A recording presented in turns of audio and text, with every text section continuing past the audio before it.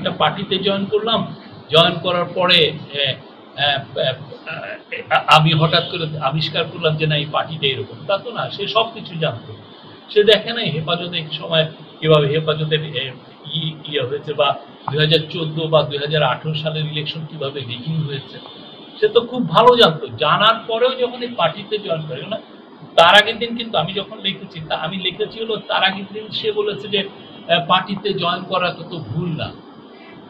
ও কারোরই, বাংলাদেশের যে কোনো মানুষেরই পলিটিক্যাল পার্টিতে জয়েন করা ভুল না, বরং এটা আনন্দের বিষয়। কারণ আপনি পলিটিক্যাল অ্যাক্টিভিজম করছেন, আপনি মানুষের হয়ে কাজ করছেন। কিন্তু ভুল তখনই আপনি কোন পার্টিতে জয়েন করবেন। আপনি কি জেনে বুঝে একটা জঙ্গি পার্টিতে জয়েন করবেন?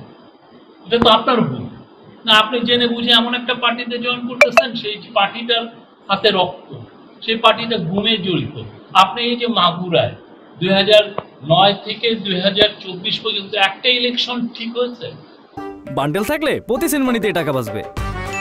বিকাশ সেনমানি বান্ডেল কিনে জিতুন প্রতি লেনদেনে। আপনি তো ছিলেন, আপনারা ইউপি ইলেকশন করেন নাই? কিভাবে ইলেকশন হয়েছে দেখেন নাই? পৌরসভার ইলেকশন দেখেন নাই? কয়টা ফেয়ার ইলেকশন? যেটা কি সাকিব তো মাগুরার ছেলে, সাকিব কি এগুলো জানতো না? তারপরে হচ্ছে যে 2024 জুলাই অগাস্টে যে আন্দোলনটা হলো, সেটা তো মাগুরাও হয়েছে। এখানে নির্মম ভাবে 3-4টা ছেলে মারা গেছে না? সাকিব কি বলেছে যে আমি সরি, আমার এখানে ইয়ে হয়েছে, আমার কনস্টিটিউয়েন্সিতে এটা হয়েছে? এই শহরটা তো সাকিবের কনস্টিটিউয়েন্সিতে, ঠিক না? সেটা তো বলতে পারতো যে এইটা আমি এটা নিন্দা জানাই, যে ভায়োলেন্সটা হয়েছে, যে ছেলেগুলো মারা গেছে, নিরীহ ছেলে, যে এই যে তাদের প্রতি যে ভয়ানক রকমের অ্যাটাক হয়েছে, আমি কি নিন্দা জানিয়েছে? আপনারা জানেন নিন্দা করেছে? ওটাও তো করেনি। এটা তো তার বিষয়। এই জন্য সে বলছে যে আমরা পলিটিক্যাল পার্টিতে জয়েন করা তো ভুল না। আমরাও মনে করি কোনো পলিটিক্যাল পার্টিতে কারো জয়েন করাই ভুল না, বাট আপনি কোন পার্টিতে জয়েন করতেছেন, সেই পার্টির মোরাল স্ট্যান্ডার্ডটা কত, সেটা একটা বড় জিনিস। এবং কেউ যদি একটা জঙ্গি পার্টিতে জয়েন করে বলে যে আমি এই জঙ্গি পার্টিতে জয়েন করা ভুল কিনা, অবশ্যই ভুল।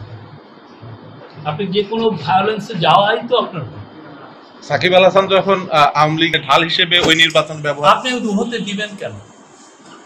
সাকিব আল হাসানের মতো তো আরো কেউ তো পারে। তামিমও তো ভালো পারফরমেন্স ছিল, তামিম তো জয়েন করে নাই, করছে? মুশফিকুর রহিম তো জয়েন করে নাই, অন্য কেউ তো জয়েন করে। আমার কাছে তো প্রেশার আসবেই। আমি যখন সেলিব্রিটি, আমার কাছে সমস্ত পার্টি চাবে সে আমার দলে জয়েন করবে, তাহলে আমার মুখ উজ্জ্বল হয়। তা আমি যাবো কিনা, এটা আমি আমারটা দেখবো না, আমার স্বার্থটা আমি দেখবো না? আর আপনি তো জানেন আমি তো ওই সময় ওর ইলেকশনটা কাভার করতে এসেছিলাম, এসে দেখি যে কোনো অপোনেন্ট নাই, এটা সাজানো গোছানো নির্বাচন হচ্ছে, বোঝাই যাচ্ছে কে জিতবে কে, সবকিছুই। এবং সাকিব বোধহয় এখানে এসে, মানে অন্যান্য সময় যদি কন্টেস্ট হয় মানুষ 1-2 মাস ধরে ক্যাম্পেইন করে, সাকিব ক্যাম্পেইন করেছে কতদিন?